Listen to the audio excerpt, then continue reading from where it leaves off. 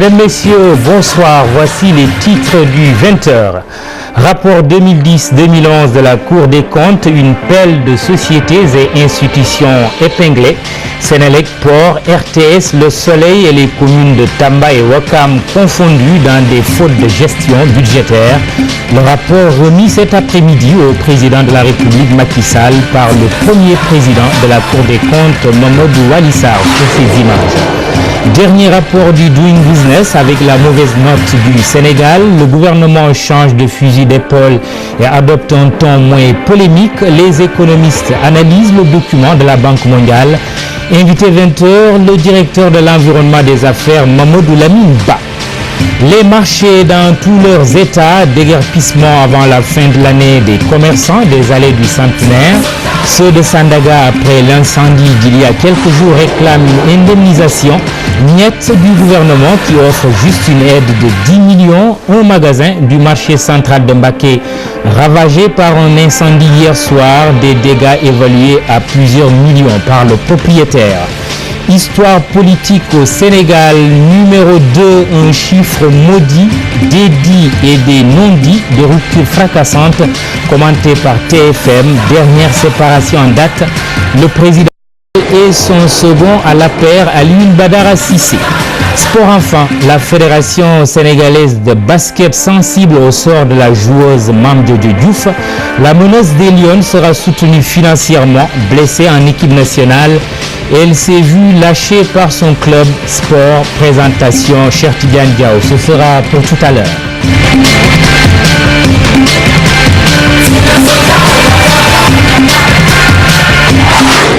Bienvenue à toutes et à tous. Un nouveau rapport sur la table du président de la République. Macky Sall a reçu cet après-midi les rapports 2010 et 2011 de la Cour des comptes. Cette juridiction financière qui veille à la bonne application des règles de gestion épingle pour faute de gestion budgétaire les sociétés et institutions suivantes: la RTS, Le Soleil, le port de Dakar, Sénélec et les communes de Tambacounda et Ouakam. Commentaire à chaud du premier président de la Cour des comptes, Mamadou Waly Sarr, au micro d'Ibrahima Kamara Kolo-Cissé pour les images. Et ce rapport fait la synthèse des différents contrôles que nous avons effectués au cours de l'année. On synthétise les contrôles et on sort un rapport annuel. Il se trouve que nous avons connu un retard, comme je vous l'ai dit tout à l'heure. On vient de remettre 2010-2011. 2012 est en chantier. Il va être adopté dans 4 jours, c'est-à-dire le 12 novembre. Et celui-là aussi fera l'objet d'une remise au président de la République. Après avoir remis au président de la République, nous allons comme ça à l'Assemblée pour remettre au président de l'Assemblée nationale. Des administrations, il y a des sociétés, je vous citerai par exemple le port autonome, la Sénélec, la RTS, qui est proche de vous, Le Soleil, sont tous dans ces rapports-là. Il y a aussi des communes, c'est différents contrôles. Hein. Voilà, en gros, il y a ça. C'est diverses. Mais pour synthétiser, on peut dire que c'est le non-respect des lois et règlements en matière de gestion budgétaire, financière et comptable. Le président est totalement en phase avec nous. Depuis son arrivée, il n'y a pas eu de dissension entre nous. Nous sommes sur la même longueur d'onde. Mamadou Waly Sarr qui commentait ici le dernier rapport de la Cour des comptes. Nous ouvrons à présent un long chapitre sur les marchés, des marchés entre incendie et déguerpissement. Le maire de Dakar est déterminé à libérer certains espaces de l'emprise des commerçants. La session ordinaire du conseil municipal a pris jeudi la décision de libérer le boulevard du Général de Gaulle, plus connu sous l'appellation allée du Centenaire. Le maire Khalifa Sall annonce l'exécution de la mesure avant la fin de l'année. Touche pas à mon marché, répliquent les commerçants. Reportage Maïmouna Ndiaye Kolo-Cissé. La surprise et le désespoir se lisent sur les visages de ces commerçants. Ils sont établis aux allées du Centenaire et ne veulent en aucun cas quitter cet espace après la sortie du maire de Dakar, Khalifa Sall.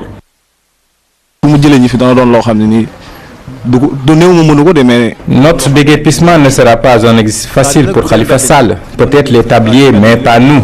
Même ces vendeurs ne peuvent pas quitter d'un coup. Nous avons tous des familles à nourrir.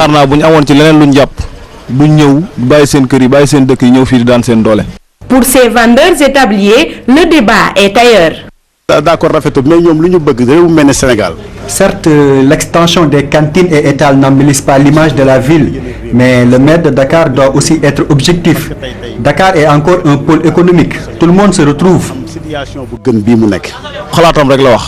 Le maire de la ville n'a fait que décliner sa vision, mais on l'attend au tournant, si cela va aboutir. Selon le maire de la ville, les propriétaires de ces maisons sont les principaux responsables de cette situation. Ces derniers indexent les marchands ambulants et appellent à une concertation. Moi, je ne pense que faire partir les Chinois, ce n'est pas une bonne idée, parce que comme ils sont dans leur cantine, ils peuvent rester dans leur cantine et donner un bon aspect dans le boulevard du Général de Gaulle. Peut-être ce sont les marchands ambulants qui encombrent un peu, et si on peut leur mettre dans une place. Les Chinois se sont installés bien avant les commerçants. Petit à petit, il y a des groupes qui se sont formés. Après, ça a pris une ampleur. Il est animé d'une volonté de bien faire, de rendre à Dakar son liste d'entrants. C'est une bonne chose. Mais il faut au préalable une concertation. Le désencombrement du boulevard Général de Gaulle entre dans le programme de lutte contre l'anarchie dans l'occupation des rues de Dakar. Reste maintenant à savoir si ces commerçants vont riposter à l'image de ceux de Sandaga. Avant le boulevard du Général de Gaulle transformé en Little Chinatown, le célèbre marché Sandaga va déménager après le premier choix du camp Lat Dior qui s'est heurté à la résistance de la famille judiciaire. La ville de Dakar opte maintenant pour le champ de course non sans résistance ici également. Mais les dernières nouvelles venant de Sandaga sont relatives à l'incendie dont est victime le marché il y a quelques jours. Les commerçants veulent une indemnisation, un terme inapproprié dans l'entendement des autorités gouvernementales. Le ministre de l'Intérieur parle d'une aide de 10 millions de francs CFA. Allons-y alors. Pour 10 semble acquiescer les infortunés qui déclarent n'avoir encore rien vu. Fatima Taba, Mardian. Les commerçants du marché Sandaga campent toujours sur leur position. Ils exigent une indemnisation de l'État après l'incendie de leur marché, même si celui-ci exclut cette possibilité. Coupable ou non, nous, commerçants, ne sommes pas encore à la mesure de dire qui est coupable ou qui n'est pas coupable. Ce que nous voulons, c'est que l'État constate les dégâts. L'État parvienne à aider les commerçants qui sont là, les indemniser et les dédommager. Si l'État n'est pas coupable, c'est l'État qui a fermé le marché. C'est l'État qui a donné l'ordre au préfet de Dakar de fermer le marché. Dans une courte durée de 2 jours. Il a fermé le marché, il a tenu la sécurité de l'intérieur à l'extérieur du marché pour une semaine. Du vendredi au vendredi prochain, le marché a pris feu. Qui est responsable? Après concertation hier avec le ministre de l'Intérieur Abdoulaye Daouda Diallo, la somme de 10 millions de francs CFA leur est destinée pour les accompagner, mais ces commerçants soutiennent n'avoir encore rien vu. Nous le disons pour que l'opinion nationale et internationale le chasse. Le ministre nous a fait savoir que le président Macky Sall nous transmet ses salutations et à l'ensemble des commerçants. Il lui a remis 10 millions qu'il a donné au préfet de Dakar. Le préfet a ses 10 millions. Les marchands de Sandaga et les commerçants n'ont encore rien reçu. Sur leur délocalisation, ils portent leur choix sur le site du camp Lat Dior. Nous voulons être, encore réhabilités au site de Lat Dior. C'est ce que nous voulons. Nous ne voulons pas les autres sites. Les autres sites, c'est nous divertir. Les autres sites, c'est nous séparer. Le site de Amin Gueye, c'est pour nous séparer. Le site de Eboué, c'est pour nous séparer. Le site de champ de course ne nous arrange pas. Champ de course est trop éloigné de la population. Il y a l'autoroute, il n'y a pas l'accès. L'accès n'est pas facile. Pour accéder au champ de course, il te faut un taxi ou d'autres moyens qui vous permettront de débourser beaucoup d'argent. Le ministre de l'Intérieur a pourtant été catégorique. Les commerçants seront recasés au champ des courses. Ahmed Fall Braya proposait la gare routière de pompiers, des sites que ces commerçants n'acceptent pas. Des sites, on s'y perd finalement. Un autre marché victime d'incendie, celui de Mbacké. Le sinistre s'est produit la nuit dernière, ravageant un magasin de vente de marchandises diverses. Le propriétaire estime les dégâts à une centaine de milliers. L'incendie est encore un mystère. Nous entendrons prochainement le reportage d'Abdoulaye Fam et Talassamba, nos correspondants à Mbacké. Ces images, c'est des archives, bon à préciser.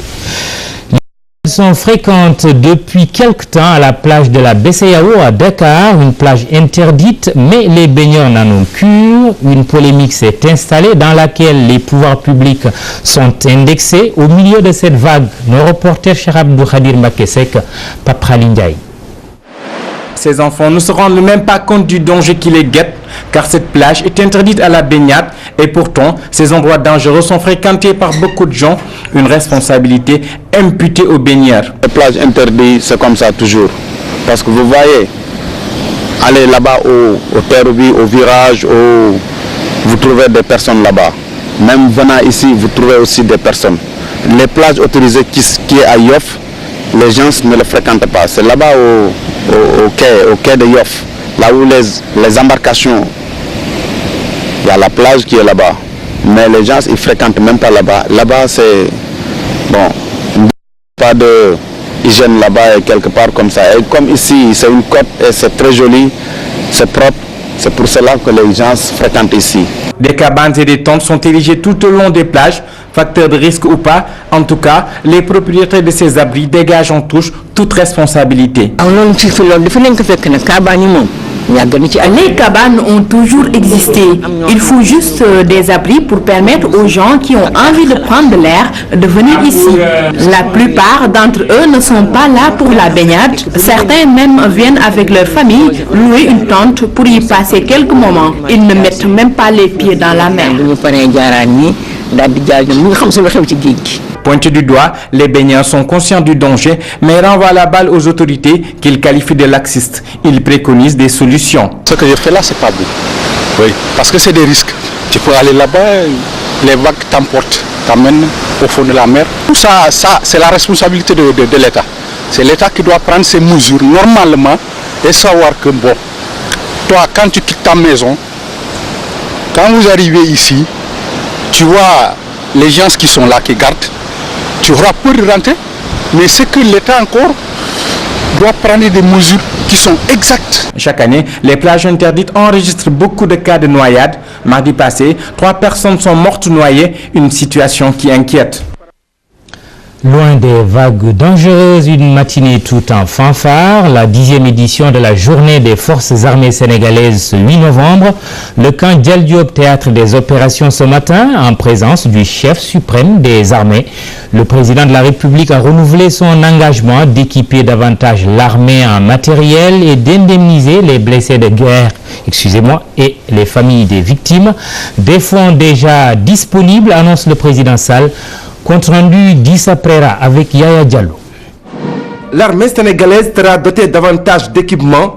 Les blessés de guerre et familles de victimes indemnisées. Des fonds sont déjà disponibles. Une annonce du chef de l'État Macky Sall à l'occasion de la journée dédiée aux armées sénégalaises. Je réaffirme ma décision de mettre à votre disposition les équipements nécessaires pour remplir vos missions avec toujours plus d'efficacité. Les procédures sont bien engagées. Ces acquisitions, je le répète, doivent aller de pair avec le moral, sans lequel aucun matériel ne saurait produire le rendement escompté. C'est la portée des mesures prises pour l'indemnisation des blessés de guerre et des familles de militaires décédés en opération.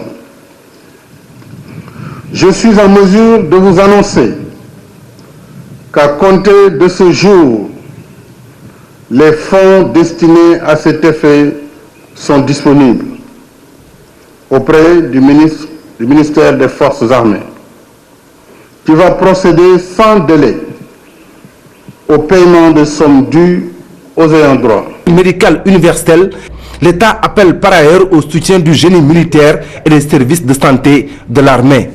le rôle du génie militaire dans la construction et la réhabilitation d'ouvrages à caractère économique ou social est suffisamment révélateur. Conscient de ce que ce corps industrieux et ingénieux peut apporter à mon plan de désenclavement, d'aménagement de terres cultivables et de construction de digues anti-sel, j'ai décidé de l'équiper en conséquence et de manière substantielle. Que dire du service de santé? Je demeure conscient de ce que l'armée, qui dispose de personnel parfaitement qualifié, peut apporter dans la couverture maladie universelle, qui constitue un des fondements de ma politique en matière sociale. Les forces armées au service de la nation, c'est le thème choisi pour cette année. Occasion saisie pour procéder au baptême de 3 nouvelles promotions.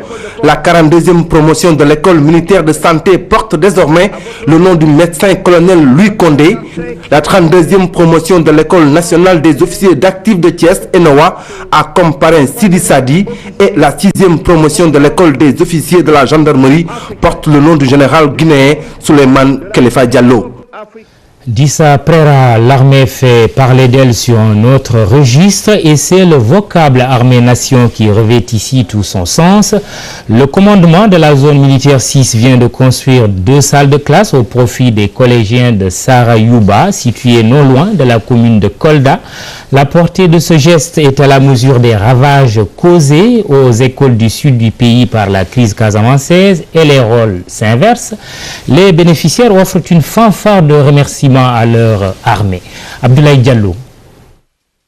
Dans le cadre de l'amélioration de la qualité des enseignements-apprentissages, le gouvernement de la zone militaire numéro 6 a procédé à l'inauguration de 2 salles de classe clés en main qu'ils ont construites au profit du collège d'enseignement moyen de Sarayoba, une localité située au sud de la commune de Kolda, à une vingtaine de kilomètres sur la route du sud. La dite cérémonie a démarré par cette levée de couleurs. Sont inaugurées les salles de classe construites par l'armée sénégalaise. Ces salles de classe qui se substituent aux abris provisoires participent d'une volonté des armées à travers la zone militaire numéro 6 d'apporter une contribution aux efforts de l'État visant à promouvoir un enseignement de qualité. En effet, les pluviométries précoces impactent sur le quantum scolaire des structures se trouvant dans des abris de fortune, donc sur les rendements des élèves à venir de notre pays. En s'engageant dans la construction des salles de classe, l'armée, sous les ordres du général de corps d'armée Mamoudou Sow, chef d'état-major général des armées, apporte généreusement sa pierre dans la mise en œuvre des politiques. Cet acte magnifiant le concept armée-nation est bien apprécié par les bénéficiaires, dont en premier chef les autorités académiques et les élus locaux. Procéder à l'inauguration des 2 salles de classe construites par la zone militaire numéro 6. Cela traduit, s'il en est besoin encore, le concept armée-nation. Ce ne sont pas seulement ces 2 salles de classe que l'armée a eu à faire. Vraiment, avec le concept armée-nation, ils l'ont prouvé encore cette fois-ci de plus. Bien vrai qu'ils sont en train de beaucoup faire à Sareba. D'abord, ils ont un poste de santé qui aussi aide beaucoup la population. Mais ces 2 salles de classe, encore, ils viennent augmenter ça pour les populations, non seulement de la commune de Sareba, mais aussi c'est pour tout le Djega, parce qu'il y a la communauté rurale et il y a la commune qui ont bénéficié de ces 2 salles de classe. Donc nous ne pouvons que dire merci à cette armée, à notre voyante armée. Cette infrastructure contribue sans nul doute à la résolution de plusieurs difficultés dont faisaient face les acteurs de l'éducation dans cette contrée du Djega où les populations ont toujours souffert des conséquences de la crise casamançaise. Cet investissement est le énième du genre que le commandement de la zone militaire numéro 6 a eu à gratifier aux acteurs de l'éducation au Fouladou. Actualité politique maintenant, numéro 2, un poste décidément maudit dans les partis politiques comme au niveau de l'État, c'est le costume qu'il ne faut pas porter. Le duo Macky Sall Alioune Badara Cissé n'a pas pu échapper à ce mauvais sort. Le second nommé vient d'être démis de ses fonctions de coordonnateur de l'APR et relégué au rang de simple militant. Ce n'est pas une première dans l'histoire politique du Sénégal. Des divorces souvent fracassants entre le numéro 1 et le numéro 2 avec des causes connues, mais des non-dits aussi. Explication Hadiatala sur les images de Pape Khalindiaï. Le numéro 2 dans un parti politique est interdit, serait-on tenté de dire. Il est toujours voué aux gémonies. Idrissa Seck, Macky Sall et aujourd'hui Alioune Badara Cissé ont tous connu le même sort. Certains indexent le choc des ambitions d'être à l'origine des guerres fratricides et d'autres soutiennent le contraire. La compétition n'est pas réelle entre le numéro 1 et le numéro 2. Elle est créée, exacerbée par le parterre. Voilà. Et ce sont eux qui racontent au premier, attention, ils veulent ton siège, etc. Il a fait ça, il a dit ci. Voilà. Ma conviction, c'est que c'est une cabale. Il y a à l'intérieur de l'APR. Pour Mbaye Sidi Mbaye, la décision prise par le secrétariat exécutif de l'APR relève de cette absence de démocratie interne. Quand une décision de parti doit être prise, elle doit être une décision de parti. Ça veut dire discuter, concerter, élaborée par une concertation. Et la décision, elle est prononcée en concertation, elle est formalisée par la hiérarchie. La hiérarchie ne peut pas prendre la décision sans que ce soit une décision autoritaire. Et c'est ça, à mon avis, qui est arrivé dans la décision contre ABC. Ce n'est pas démocratique. Ce n'est pas le seul fait de Macky Sall, je vous ai dit. Abdoulaye Wade a fait pire. Il a mis Idrissa Seck en prison. Une solution est possible pour parer à de pareils bruits au sein des formations politiques. Il regrette cependant la fin du compagnonnage entre Macky Sall et Alioune Badara Cissé, un tandem qui nourrissait beaucoup d'espoir. Heureusement, ces deux-là, que je percevais moi comme étant une bonne paire, n'est-ce pas, pour créer la rupture dont nous avons parlé, eh bien, ils cheminent dans le sillon connu de la personnalisation. Et franchement, il y a une race de militants qu'il faudrait extirper de tous les partis politiques. Ils ne veulent pas la paix dans les partis, ça veut dire qu'ils ne veulent pas la paix dans la gouvernance publique. Parce qu'au fond, ce sont les partis qui gouvernent les pays. Personnellement, je suis un peu gêné par ça. Peut-être que je me suis trompé, mais j'avais la perception que là, on tenait une belle paire de gens qui élaborent ensemble, qui se concertent dans un cadre évidemment démocratique et que donc ne prennent pas des décisions à l'emporte-pièce. Voilà, c'était ça ma conception. Et je me rends compte que, bon, après toutes ces péripéties, quel est l'avenir du poste de numéro 2 dans les partis politiques? Va-t-il être maintenu ou supprimé pour avoir souvent été à l'origine de la brouille entre les différents membres des directoires? C'est peut-être la suite de l'affaire. Le sport.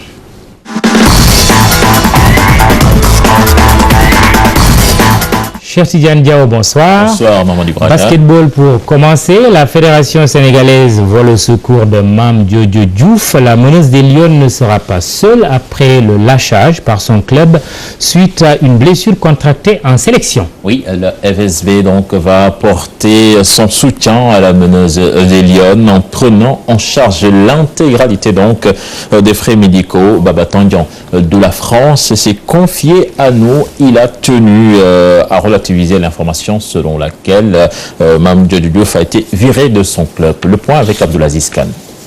Mame Diodjo Diouf, actuellement au creux de la vague. Blessée avec les Lions lors de l'Afrobasket 2013 face au Mozambique, la meneuse a vu son club aller chercher une remplaçante à son poste. Les supputations ont alors fusé, certaines faisant état de son licenciement de son club suisse, Lausanne. Ce que son mari a démenti. Baba Tandian, qui est allé rendre visite à la joueuse en Italie et que nous avons joint au téléphone, considère plutôt. Moi, je pense qu'il faut se fier à ce que dit son mari, qui est beaucoup plus en contact permanent avec elle. Bon, nous, ce qu'on sait tout simplement, c'est que le club, son club d'origine, a voulu se séparer d'elle pour engager une autre joueuse à sa place, le temps qu'elle soit guérie. Mais écoutez, si son mari dit ça, c'est tant mieux, on s'en félicite. Donc, ce qui veut dire qu'une fois qu'elle est guérie, elle peut réintégrer son club assez rapidement. Bon, c'est une bonne chose. Donc, il faut prendre compte ce que son mari dit. Je pense que c'est le plus important. La fédération tient ainsi à apporter son soutien à Mame Jojo Diouf. Nous, on veut être pragmatique.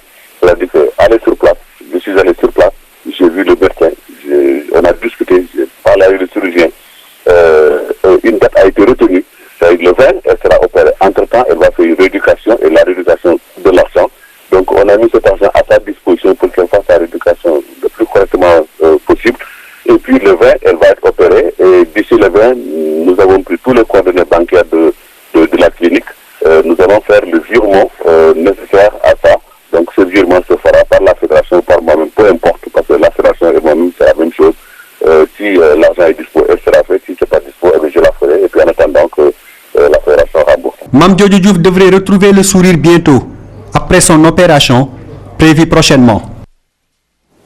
Abdelaziz Kane, merci. Nous parlons football avec Djambar qui va représenter le Sénégal à la prochaine Ligue africaine des champions. Une première pour les académiciens donc, qui, de l'avis de Ferdinand Coly et Aliou Cissé, ne doivent pas se mettre la pression. Je vous propose de les suivre. Ils sont au micro d'Abdelaziz Kane.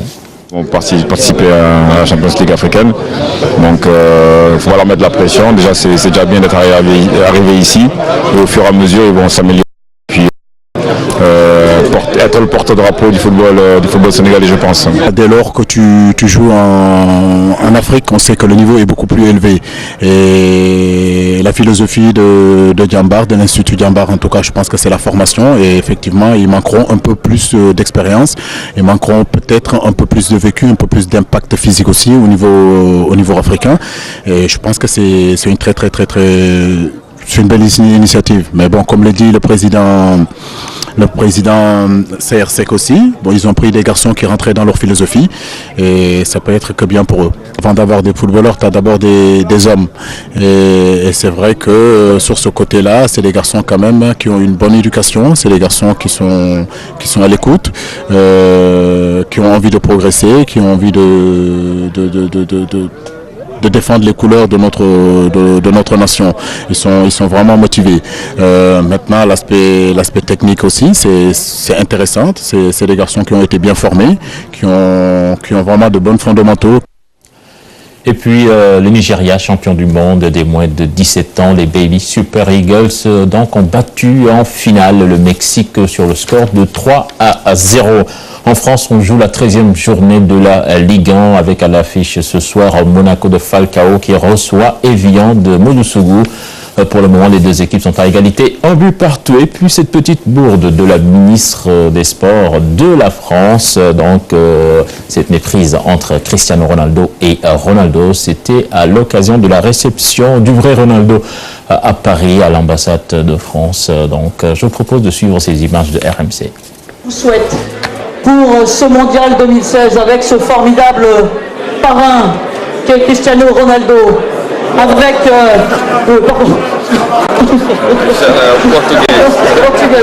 portugais, je veux dire porte-parole quand même, leader, voilà, portugais, mais que mascotte aujourd'hui avec nous. Que vous puissiez à cette occasion pouvoir vivre ces grands moments. Voilà, Ronaldo le vrai et non Cristiano Ronaldo qui n'est pas encore au Brésil avec son équipe, le Portugal, qui devra bataille ferme avec la Suède. C'est vrai qu'ils sont différents par le physique, mais tous les deux savent marquer quand même du but. Merci, Cherti Diao.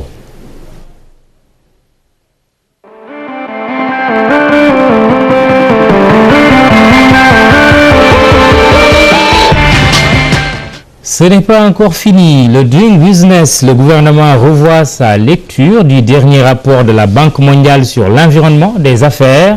Le Sénégal y est mal classé, occupant le 178e rang mondial sur 189 pays.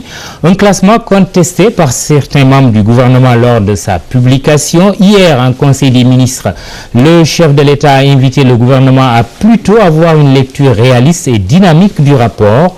Pour autant, le débat n'est pas clos. TFM donne ce soir la parole aux économistes. Le éclairage dans ce document de Daouda Sow Mardien. Le Doing Business est une notation de la Banque mondiale et de la Société financière internationale. La notation concerne 189 pays dans le monde. Le classement du Doing Business n'apprécie pas le développement économique, encore moins la croissance d'un pays, mais plutôt l'environnement institutionnel des affaires. Le Doing Business, qui comprend à peu près une dizaine de critères, prend un ensemble donc de variables pour voir est-ce que dans cet environnement-là X, le Sénégal si on veut, le Mali si on veut, est-ce que l'entreprise dans cet espace-là vit bien? C'est les réformes qu'il faut entreprendre pour permettre aux hommes d'affaires de créer leurs entreprises dans des délais raisonnables et de gérer leurs affaires dans un climat propice. Comme l'agence Moody's ou Standard & Poor's, le Doing Business mesure la réglementation des affaires. Une notation est faite selon des indicateurs bien définis. Il y a beaucoup de critères. Le règlement de l'insolvabilité, c'est-à-dire que la dette intérieure. Je peux citer le paiement des impôts.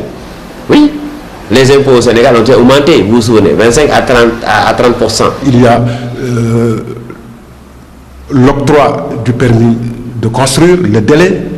Il y a, si vous voulez, le raccordement à l'électricité, le transfert de propriété, le délai pour la création d'entreprises, etc., etc. Pour le classement 2014, le Sénégal occupe la 178e place. Mais qu'est-ce qui explique ce rang du Sénégal? Le code des impôts n'est pas encore fini.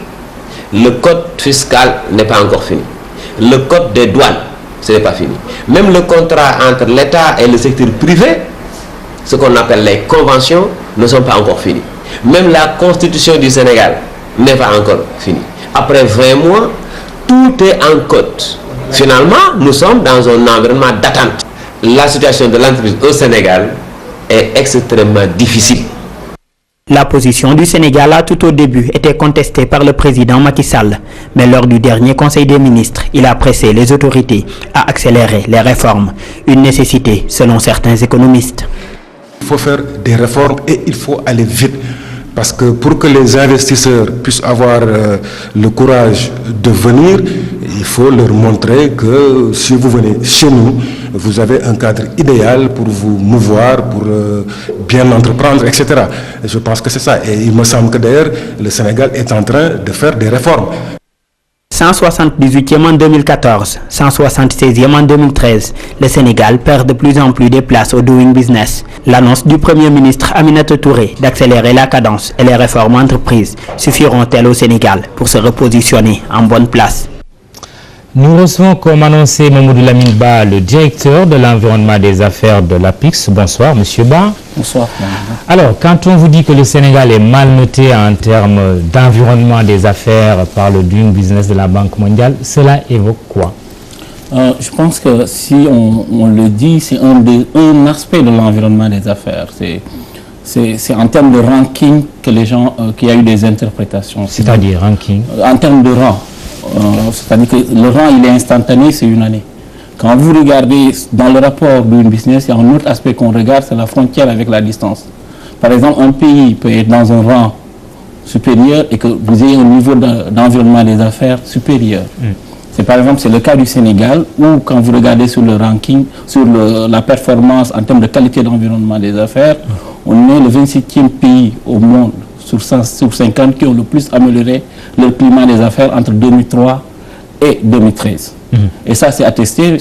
Maintenant, là où on a eu des problèmes aujourd'hui ces dernières années, ces 4 dernières années, le niveau d'exécution des réformes ont été un peu lents parce que le pays a abordé la série des réformes qu'on appelle les réformes structurelles qui demandent de transformer tous les process de l'administration.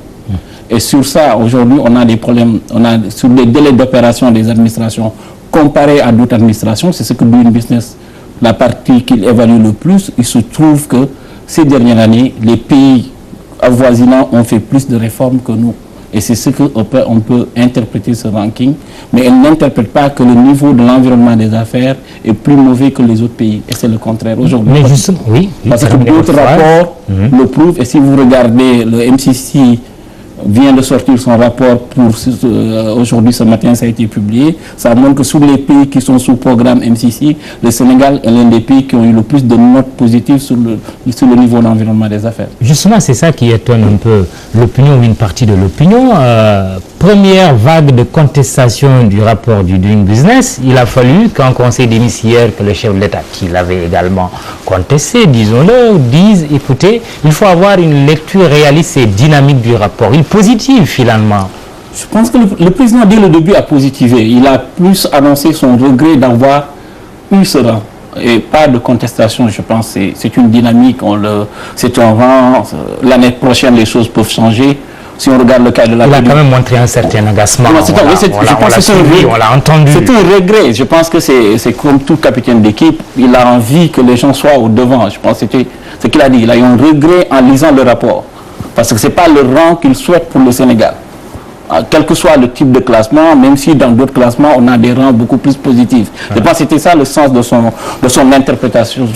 Maintenant, si vous regardez en termes c'est un signal du gouvernement, là, les gens ont eu le temps d'analyser.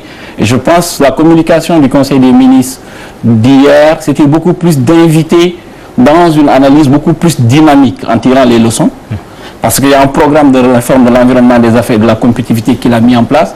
Aujourd'hui, il y a une quinzaine de réformes qui sont déjà effectives sur lesquelles, mais qui n'ont pas carrément été impactées. Les impacts se sentiront dans les années à venir.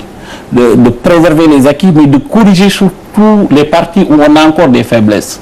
C'est en termes de délai d'opération d'administration sur le permis de construire, le transfert de propriété et les jugements des contentieux économiques. Alors, mais justement, en termes de réforme, quand on a entendu des patrons, le secteur privé, mettre en cause le nouveau code général des impôts en certains aspects, en disant par exemple que l'augmentation de l'impôt sur les sociétés, l'IS, de 25 à 30% n'est pas une mesure heureuse et favorable à un bon environnement des affaires.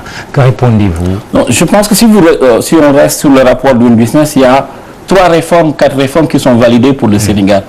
Les 2 premières réformes qui ont été jugées favorables sont des réformes que le Code général des impôts a proposées. C'est la baisse du taux sur les transactions, tout ce qui est achat de propriété de 15 à 10%, et la possibilité qui est donnée aux entreprises de déclarer leur TVA en ligne, de les transmettre. Ça a été positif. Maintenant, en comparaison, on trouve qu'aujourd'hui, une tendance qu'on est en train de constater dans la sous-région ou dans les pays qui sont en croissance ou en transition, c'est aller vers des taux beaucoup plus bas de 25-30%. Le Sénégal, pour des choix de stabilité budgétaire, est passé à 30%. C'était, du point de vue interprétation du business, c'est perçu comme pas une bonne réforme. Alors, la justice aussi, il y a les lenteurs dans les décisions judiciaires qui posent des problèmes, qui font fuir des investisseurs qui vont voir ailleurs. Hein. Ça, on l'a aussi remarqué. Oui, il y a des efforts à faire. Il y a des efforts à faire et le rapport a constaté en termes de délai, on est en moyenne vers 2 ans. Si vous juste au mois de juillet, il y a eu une réforme qui a été fait passer, c'est la révision du Code des procédures civiles qui s'attaque à ces questions, qui permet aujourd'hui de s'accorder sur des contrats de procès. Et donc à terme, à partir de l'année prochaine, et un peu de maintenant, à partir de maintenant, on va adresser, je pense que les choses sont adressées, l'informatisation des tribunaux sont en état avancé, des chambres commerciales sont mises en place, le Code des procédures civiles a été modifié 2 fois, et aujourd'hui, tout ce qui est purement, il y a un travail assez avancé et la mise en place de bases de données pour tout ce qui est les sûretés. Donc ces questions sont déjà aujourd'hui adressées dans un programme de réforme globale. Le rythme va accélérer, Madame le Premier ministre l'a dit lors de la présentation de son discours de politique générale, pour qu'en 2015, le Sénégal soit, sur la période 2013-2015, le pays qui a le plus amélioré son niveau du climat des affaires. Justement, j'allais vous poser la question. 176e en 2013, 178e en 2014. Quel sera le rang du Sénégal en 2015? Je pense qu'on aura un rang le rang sera, on reviendra à notre place habituelle. C'est-à-dire il faudrait que le Sénégal soit aux alentours des 150, 140. C'est ça le rang moyen. Le rang moyen de l'Afrique, c'est autour de 150. Parce que c'est en termes de premier.